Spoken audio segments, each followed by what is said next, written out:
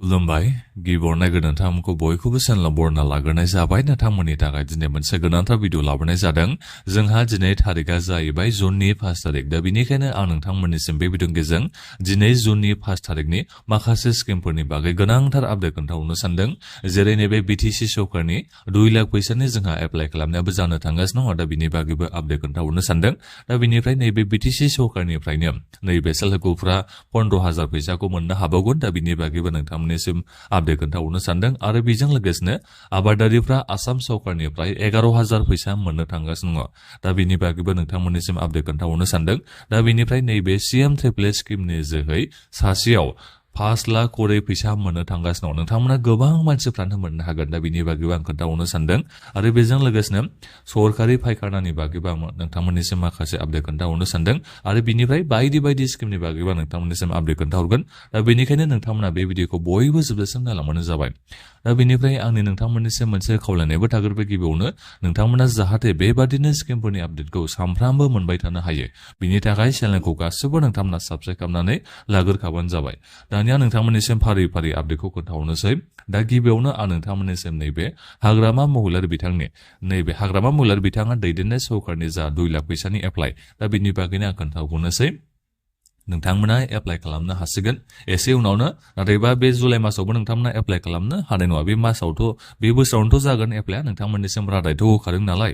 नैबे आसामनि MLA नि इलेक्सननि समावनो नोंथांमोननिसिम रादायखौ होखादों जे इलेक्सननि उनावनो नैबे सासेयाव 2 लाख करै लाइमोनफोर माने जायफोर साख्रि बाख्रि गैजाया, ओरैनो बेकारि दङ, जायफोरनाव स्किल सार्टिफिकेट दङ, डिप्ल'मा सार्टिफिकेट दङ, दा नोंथांमोनाबो एप्लाइ खालामनो हाजोबो 28 बोसोरनि जानायनिफ्रायनो। नोंनिया 50 बोसोरबाबो नों एप्लाइ खालामनो हागोन, नोङो 45 बोसोरनिबाबो एप्लाइ खालामनो हागोन। जायखिजाया माने 28 बोसोर जानायनिफ्राय नोंथांमोना एप्लाइ खालामनो हायो। नों हिन्जावसायानो जा हौवासायानो जा नोंथांमोना एप्लाइ खालामनो हाजोबो।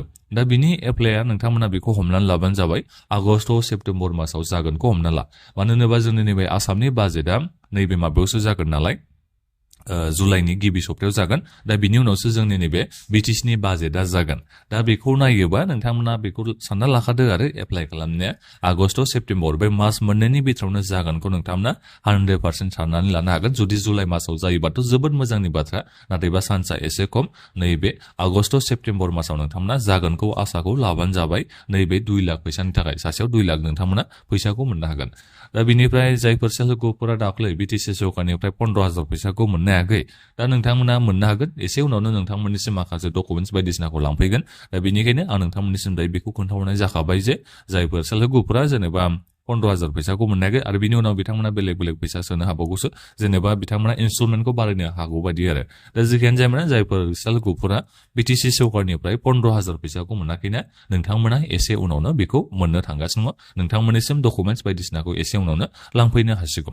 दा बिनिफ्राय आबादारिफ्रा बोसोरफायाव आसाम सरकारनिफ्राय 11,000 फैसा मोननो हागोन। जायफोर PM किसाननि जे फैसा मोननो हागासिनो दङ, दा बिथांमोनाथ' अट'मेटिकेलि नैबे 11,000 फैसानि थाखाय बिथांमोना मुलाम्फाखौ मोननो हाखागोन जाहैबाय। माने अट'मेटिकेलि माने एप्लाइथ' एसे खालामनांगोन, अब्लाबो बिथांमोना एलिजिबोल जाखागोन जाहैबाय नैबे 11,000 फैसानि थाखाय। आसाम सरकारनिफ्राय नोंथांमोना बेखौ मोननो हागोन। इलेक्सननि समावनो नोंथांमोननिसिम रादाय होखादोंमोन जे बोसोरसेयाव नोंथांमोननिसिम जोङो आबादारिफोरनो जोङो 11,000 फैसा होगोन होननानै।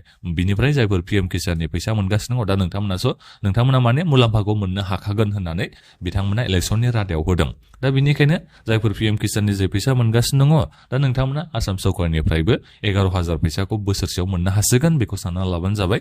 दाथ' नोंथांमोना PM किसाननि जे बोसोरसेयाव मात्र 6,000ल'सो मोनो, नङा होमबा? दा बेनिखायनो आसाम सरकारा जुदि बोसोरसेयाव नोंथांमोननिसिम 11,000 फैसा होयोबा नोंथांमोना 17,000 बेबादि फैसाखौ मोननो हासिगोन। दा मोनसे गोजोनथाव रादाब जाहैबाय। दा बिनि एप्लाइफ्राबो जोंहा बाजेटनि उनाव जानो थांगासिनो दङ। दा बिनि बागैबा नोंथांमोननिसिम एसे उनाव खोन्थाहरगोन, बाजेट जाखांनायनि उनाव। दा बेथ' जाहैबाय।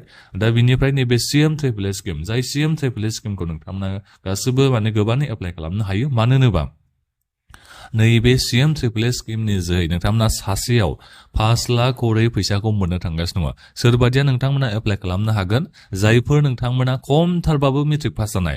जुदि नोंथांमोना खुनुरुखुमबाबो जेनेबा मेट्रिकखौ पास खालामना नोंथांमोना दोननायबा, दा नोंथांमोना एप्लाइ खालामनो हागोन।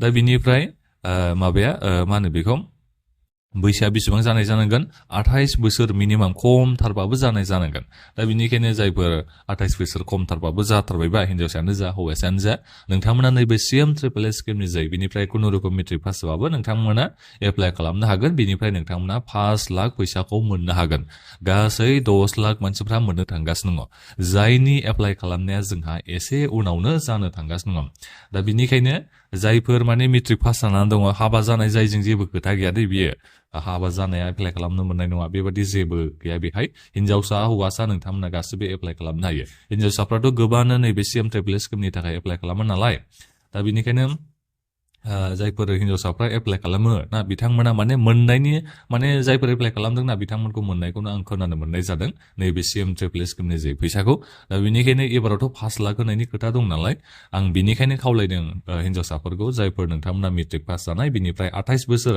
मिनिमाम जाबायबा नोंथांमोना एप्लाइखौ खालामनो हागोन नोंथांमोना बेखौ गारथारनो नाङा होननानै आं बेखौ बुङो दा बिनिफ्राय आं नोंथांमोननिसिम बैसोआ बेसेबां जानांगोन हाइसा 45 बोसोरनिसिम जानाय जानांगोन 45 बोसोरनिसिमा नोंथांमोना एप्लाइ खालामनो हागोन नोंथांमोना बेखौ मिथिनानै लाबानो जाबाय खमथारानो जाहैबाय 29 बोसोर बिनिफ्राय 45 बोसोरनिसिमा नोंथांमोना एप्लाइ खालामनो हागोन बिनिफ्राय मा डकुमेन्ट्स नांगौ होनोबा आं बेखौ खोन्थाहरनोसै मानो होनोबा जोंहा एप्लाइ खालामनाया नैबे जुलाइ मासावनो जानायनि आसाया दङ थाबैनो जागोन बिनि एप्लाइआ CM ट्रिपल एस 3.1 दा बिनि थाखाय नोंथांमोननि डकुमेन्ट्सआ जायखिजाया एड्रेस प्रुफ हिसाबै एबा आइडेन्टिटि प्रुफ हिसाबै आधार कार्ड भटार आइडि कार्ड जायखिजाया मोनसे नोंथांमोना डकुमेन्ट्स होनो नांगोन बेंकनि पासबुक नोंथांमोना होनो नांगोन बे बेंकनि पासबुकआ नोंनि आधारजों लिंक थानाय जानाय खालामबानो जाबाय पान कार्ड नोंथांमोना होनो नांगोन इमप्लयमेन्ट एक्सचेन्ज रेजिस्ट्रेसन कार्डखौ नोंथांमोना बानायना लानो नांगोन इमप्लयमेन्ट एक्सचेन्ज रेजिस्ट्रेसन कार्डखौथ' नोंथांमोना अनलाइननो बानायना लानो हायो फ्रियावनो दा बेखौ नोंथांमोना खालामनानै लाग्रोबानो जाबाय बे कम्पालसरि नोंथांमोना बेखौ होनो नांगोन